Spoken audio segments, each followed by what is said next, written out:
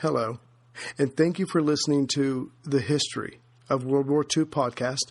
And for our 101st episode, I'm excited to have with us writer and author Kathryn J Atwood. And we're going to be discussing her book, Code Name Pauline, Memoirs of a World War II Special Agent. So, Kathryn, thank you very much for being with us today. Thank you for having me. Thank you. I really do appreciate it. So just to catch everybody up, Kathryn and I have been trying to get together since, I think, Thanksgiving of last year. And at the time, we were going to discuss your other book, Women Heroes of World War II, 26 stories of espionage, sabotage, resistance, and rescue. But now that, even though it's taken us so long to get together, we just thought we'd talk about your newer book. And so, again, I just really do appreciate your time. Thank you. Yeah, so if I remember correctly, the book that we're going to discuss tonight, Pauline, of course, her real name is Pearl. She is featured in your other book. She's one of those 26 stories. Is that correct?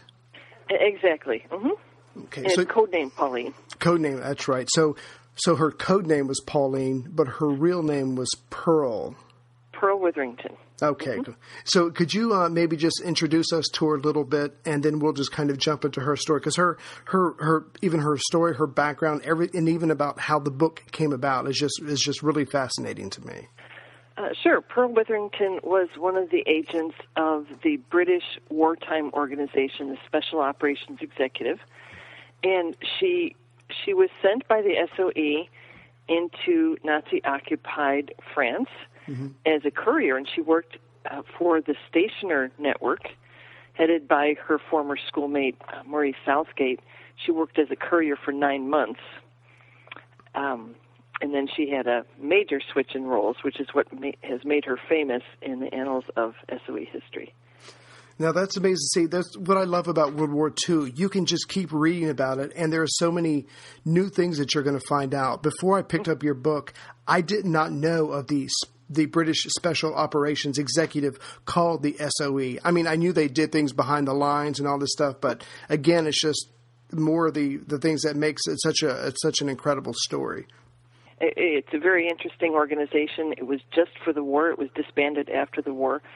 The SOE, the Special Operations Executive, was a resistance organization, a British resistance organization that developed resistance from within a German-occupied country during World War II.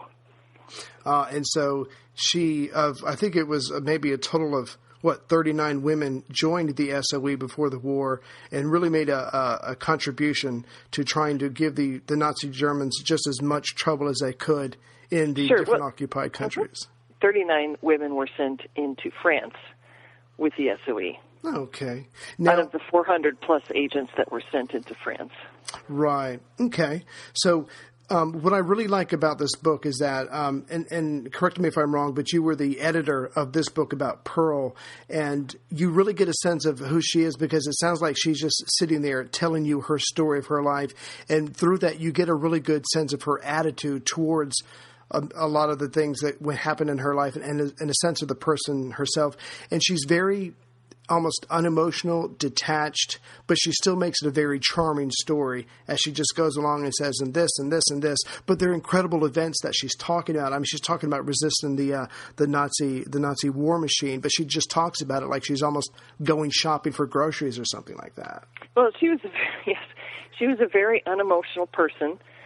This went back to her childhood when she had to take over responsibilities for the family because her father was an alcoholic. Her mother couldn't quite cope with the situation. And so Pearl grew up with responsibilities far beyond her years, and she had to kind of keep her emotions in check in order to survive, in order to keep doing what she was doing, keep all those responsibilities in check. So she was just talking. The memoir is actually a transcript of conversations that she had with Monsieur Leroux during 1994, 1995. So that's why it sounds like she's talking. She was. Okay. She didn't write down the memoir. She was interviewed. Now, correct me if I'm wrong. She was British, but living in France. Is that correct? Correct. She was a British citizen her whole life, but she grew up in Paris.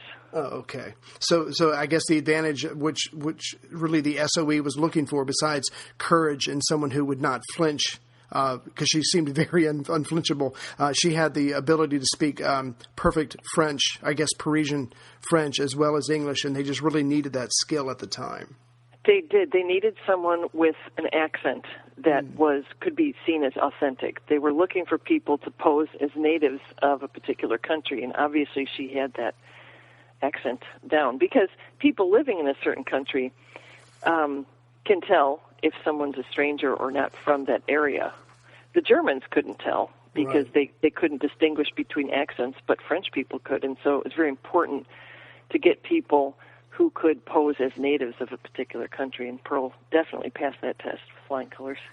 Yeah. Okay, let's just jump into her life. So she had a very hard life. Her father wasn't around that very much. And like you said, she had to grow up very young and take a certain amount of responsibility for her mother and her two younger sisters.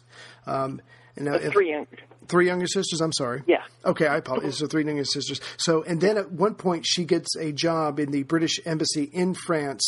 She's a typist. It's probably not the most glorious job in the world, but she's got a steady paycheck. She's able to, life is a little bit better for her family because of her hard work. And then the war comes along. France is knocked out of the war pretty early in the war, and then the Germans announce after they take half of France that they're going to, or at least I guess it was rumors that the Germans were going to start arresting British citizens in France. Exactly. Yes, and they had to get out of there. So they tried to leave during the Battle of France. They went straight west, but they got stuck in Normandy and had no way of getting out. So they had to come back to Paris, and then the Germans were starting to round up British citizens, and so they had to leave.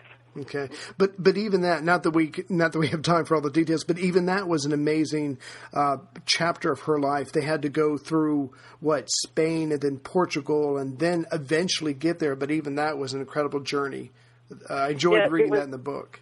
It was very difficult. You don't really get the sense of how difficult it was from her memoir because she's so unemotional, but it was a 7-month journey, much of it on foot and during a very cold winter. So she really downplays the difficulty of that particular journey.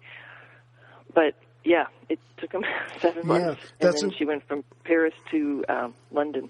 7 months. Yeah, so she gets to London in July of 1941, and of course they have to do something with their lives, and she's got to take care of her mother. So Pearl and her sisters become WAFs, WAAFs. They're going to join the cause, and they're going to make money. I imagine they put their mother up in an apartment somewhere in London or somewhere reasonably safe. Mm-hmm. And what we did not really touch on, and I apologize for this. So before she leaves, she's growing up a little bit, and she meets a man that they had a very strange, if you want to call it a courtship. His name is Henri. They like each other very much, but his family, who is much more affluent, is not exactly excited about him dating this kind of woman, or at least a woman in her situation. And then when she has to leave, they're not going to see each other for years once she makes it to London. Yeah, that's right. They were separated for years. That's right. And most people would, I guess, forget each other, but maybe there was just something about their bond or their union or whatever, but they certainly did not forget each other, which just really adds to the story. Yeah, it's a great love story. It really is. I like the part where they weren't allowed to go to each other's house, so they had to meet on the streets of Paris and hang out on a park bench and just talk and spend time together. That's right.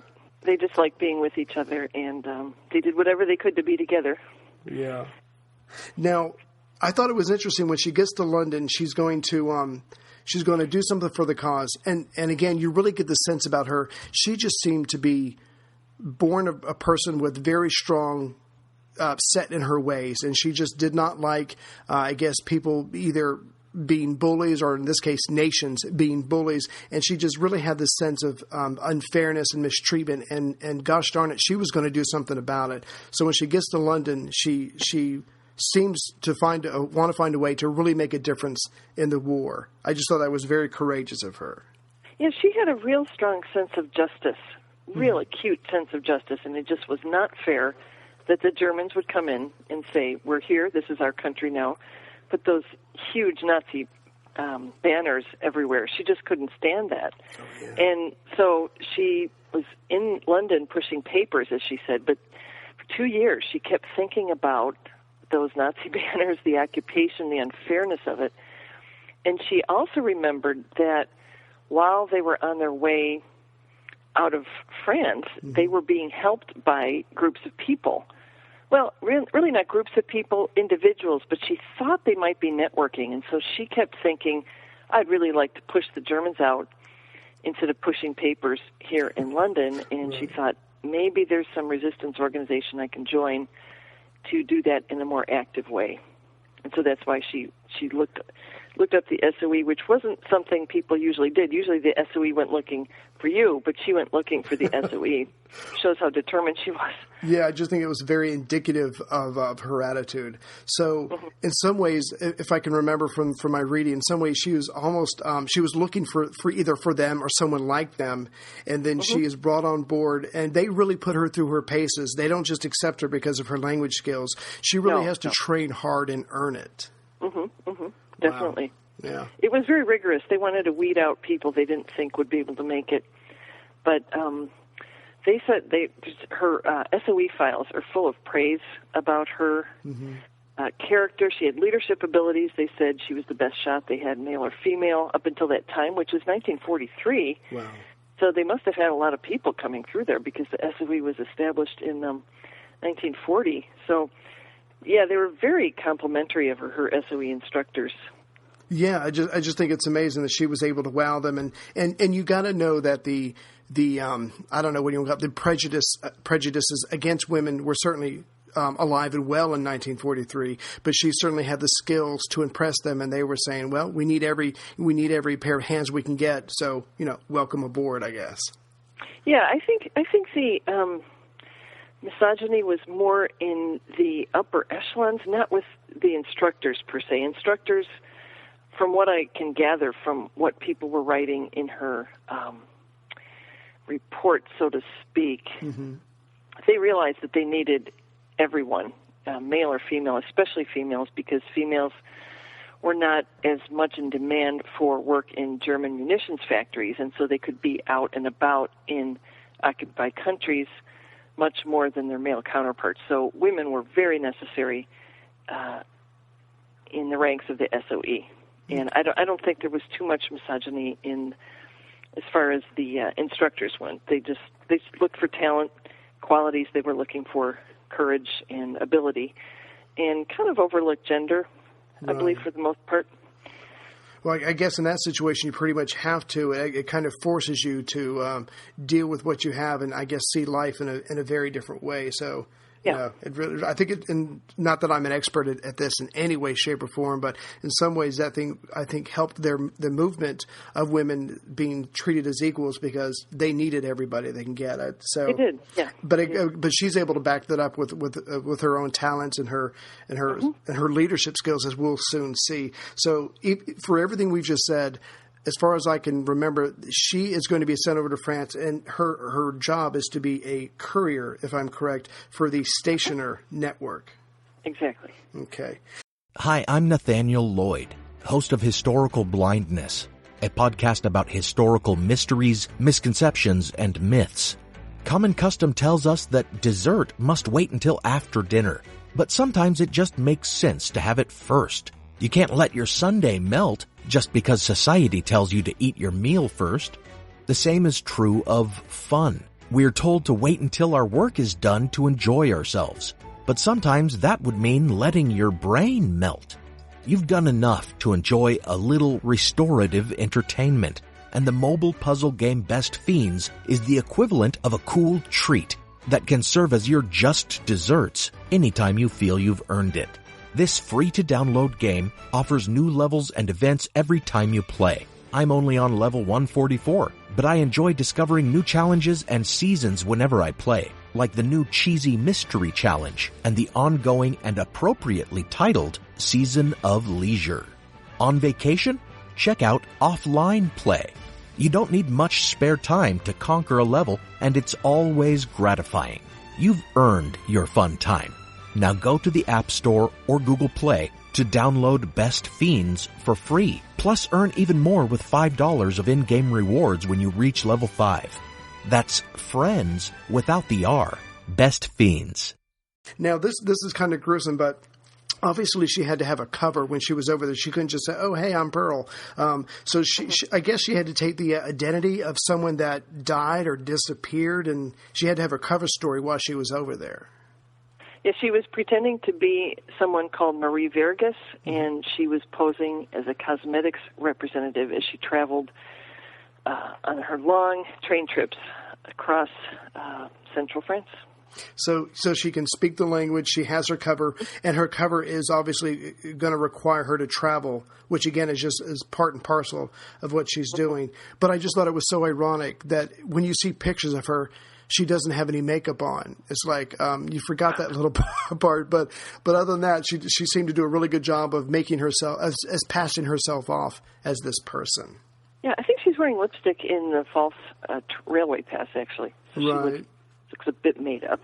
Because I just remember one passage in there. I don't know if it was a German officer or whatever. She's on a train and someone goes, "What do you do?" And she tells him, and she goes, "Huh, but you're not wearing any makeup."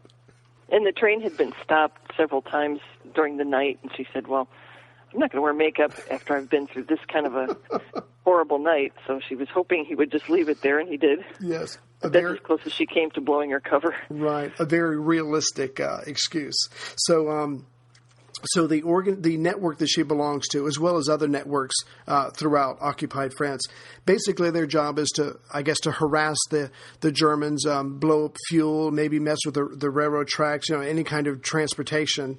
And as we're getting closer to D-Day, because her particular network was pretty effective at what they were doing. The Germans were zeroing in on them. So as we get closer to D-Day, their job, along with every other network, so I believe, if I'm getting this right, was to be able to stop however they could the Germans from rushing to the coast to impede the Allies as they're trying to land, which leads to the Battle of Lesus. Am I saying that right?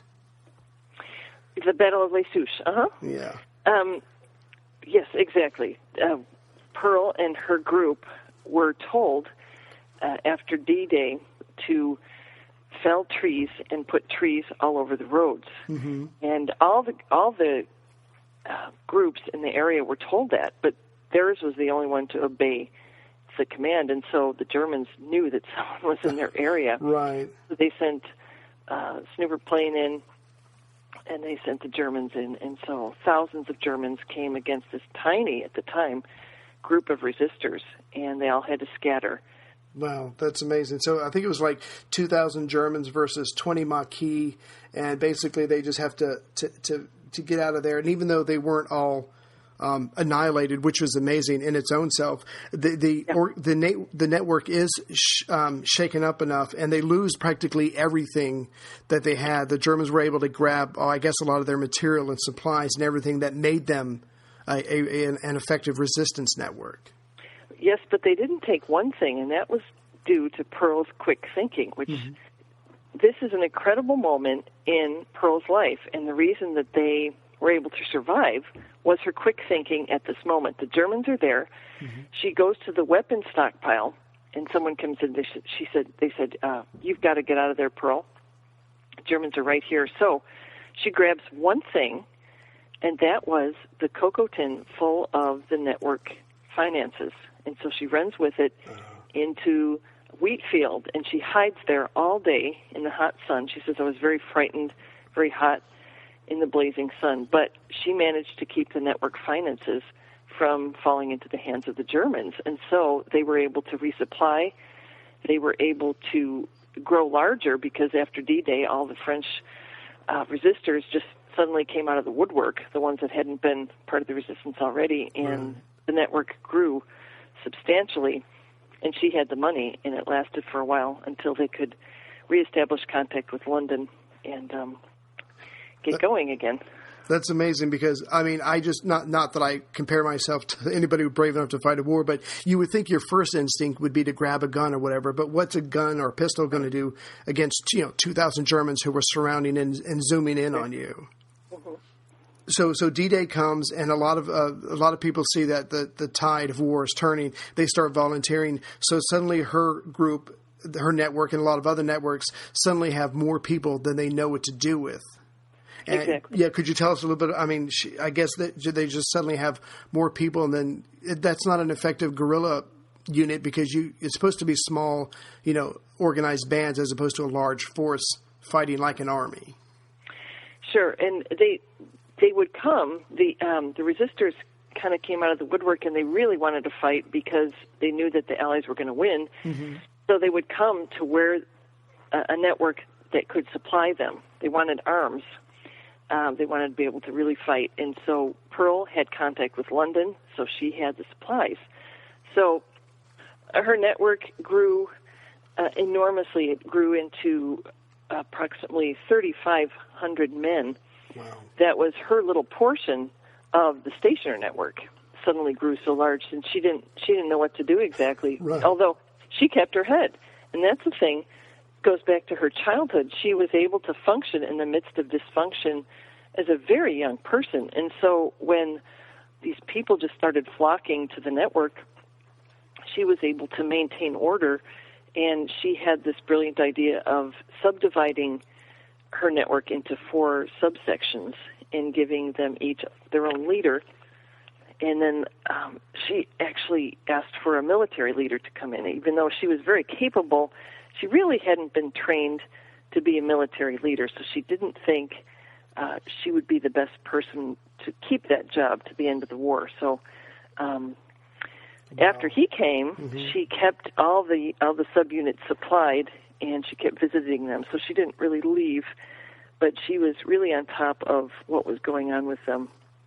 She didn't lead them into battle, right. As she's sort of been...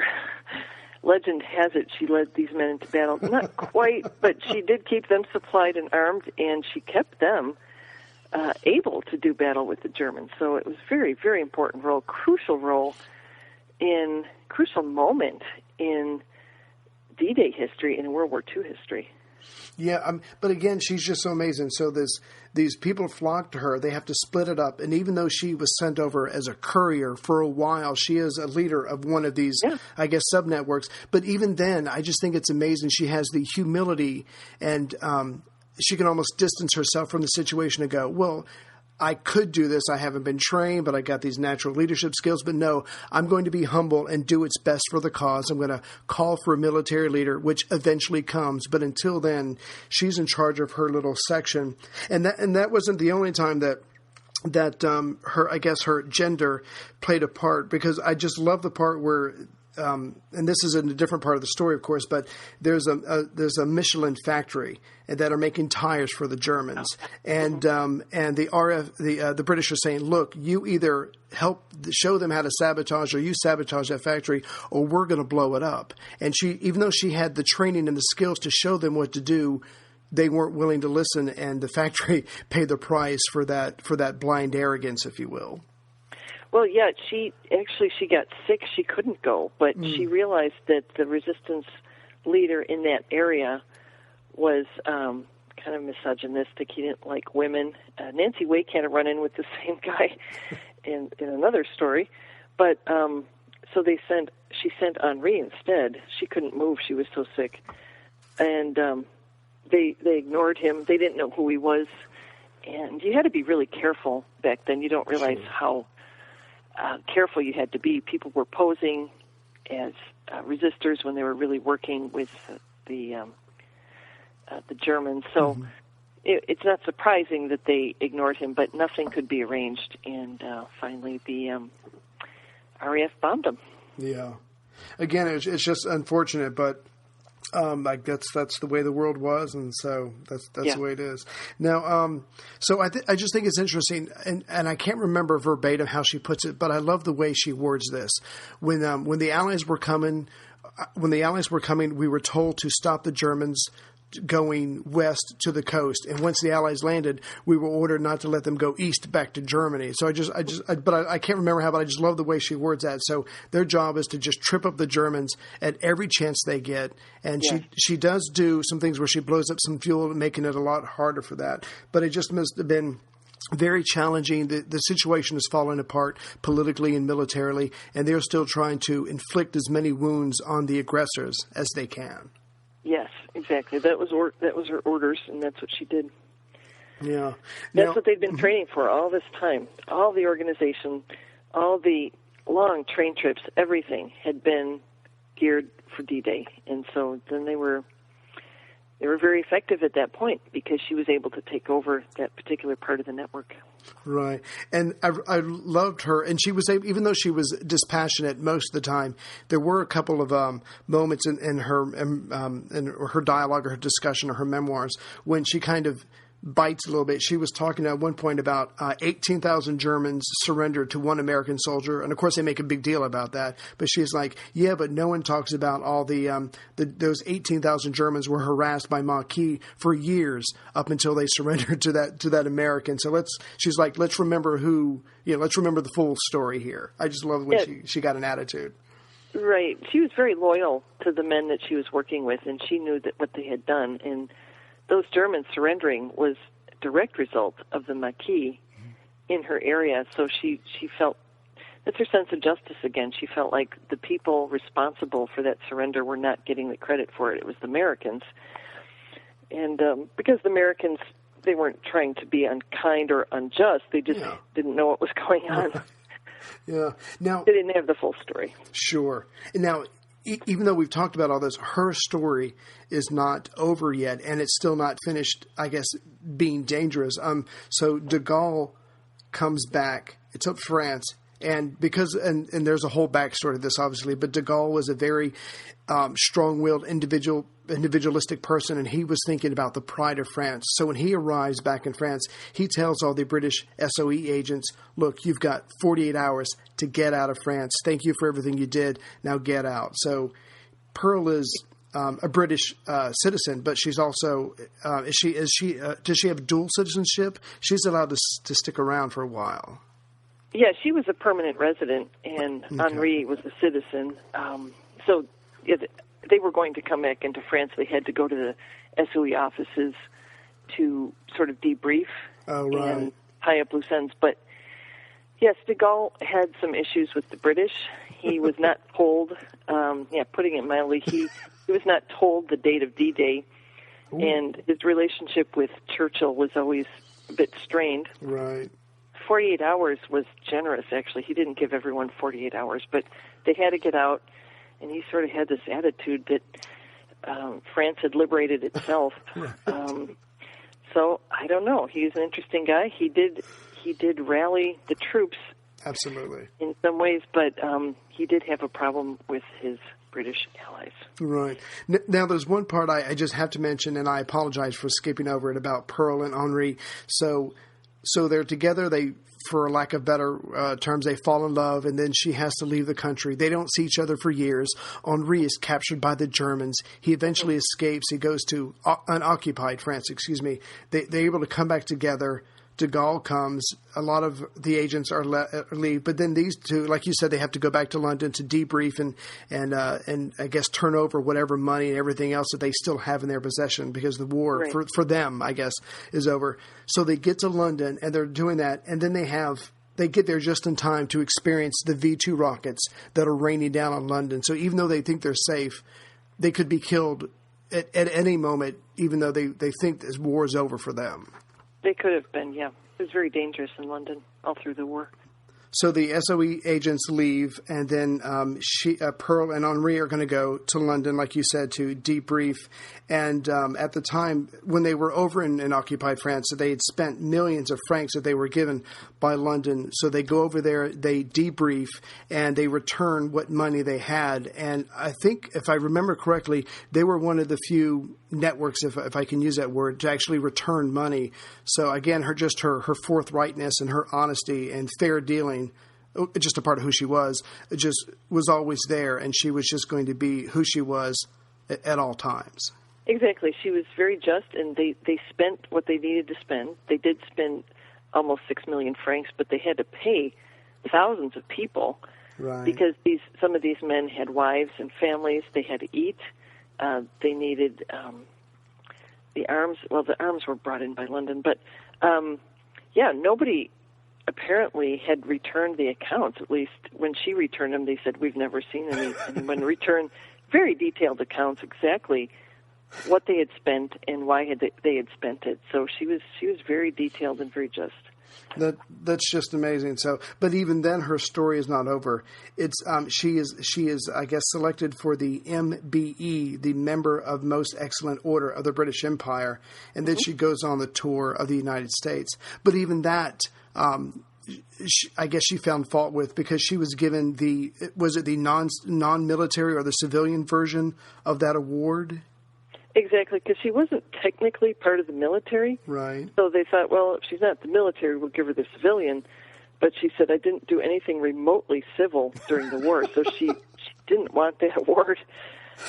Wow. That's so, and I think, was it years, maybe even decades, I'm not sure, she met the Queen, and the Queen said, you've been waiting a long time to get this. I just thought it was really interesting that she just wanted to be treated fairly no matter what, and I just thought that was amazing. Yeah, actually, the Queen gave her the CBE, Commander of the British Empire. Okay. The military MBE, she did get that later, but she did, a couple years later, she was finally awarded the military MBE with some other SOE women, because she made quite a fuss. It was in some papers, and she was surprised, but that was her sense of justice again, sense of fairness, sense of right and wrong. This just wasn't right. She wasn't sitting behind a desk. She was in enemy territory. Now, was that when the Queen said to her, "You've waited a long time to get this," or was that for a different award? That was the commander of the British Empire in 2004. Okay, and she had waited a long time for that. Now, and we didn't touch on this, and this is really my fault, but for years she did not, I guess, tell her or share her story, because she had seen what a lot of other people were doing. They were doing very dramatic versions of individual stories during the war, and I guess because of the type of person she was, she didn't want any part of that. But later on, I guess in life, she just said, "Hey, my story needs to be told." Or could you share with us some of that? Uh-huh. Mm-hmm. Immediately after the war, the British public was fascinated and horrified to learn that these young 20-something women had been behind enemy lines during the war. And so a lot of criticism was heaped on the SOE leadership, but also the film industry and the publishing industry got into gear and started creating these fictionalized, sensationalized stories of these beautiful women agents. And Pearl saw some of these and read some of these, and she didn't recognize some of the people that she had known. Right. And then someone did it to her. Someone wrote a highly sensationalized book about her, wrote something very sensationalized and romanticized about her life. And so she said no more interviews, and she refused for decades to tell anyone, to grant any interviews, until she was getting older, and she thought, this connection between my difficult childhood and my successful career as an SOE agent, it might encourage some young people in difficult circumstances if I would come forward and tell my story in its entirety. So then when Hervé Larocque, a French journalist, approached her in the 90s, she agreed to a series of interviews that would result in the memoir Pauline, French language memoir. Okay, and then somehow you were tapped for the English version of that. Yeah, what happened was we had to. My husband speaks French, and so when I was looking for people to include in Women Heroes of World War II, I kept coming across her name as someone who was a very impressive agent of the SOE during World War II, but I couldn't find anything on her, and then finally realized that there was this French language memoir out there. And since my husband can read French, I got a copy from Hervé Larocque, and so what my husband John did, he translated a huge synopsis of the book for me, and then I used that to create the chapter. Well, then he started this pen pal friendship with Monsieur Larocque, and turns out the memoir had already been translated into English, but that no one wanted to publish it because it was a Q&A formatted memoir. And I asked the Chicago Review Press about it because Women Heroes was doing fairly well, and they said, sure, we'll publish it in our Women of Action series, but they said I had to do a lot of editing. They weren't going to publish a Q&A, so I had to edit it into a straight narrative and then add introductory material suitable for young adults. And so that's what I did, and the result is Code Name Pauline.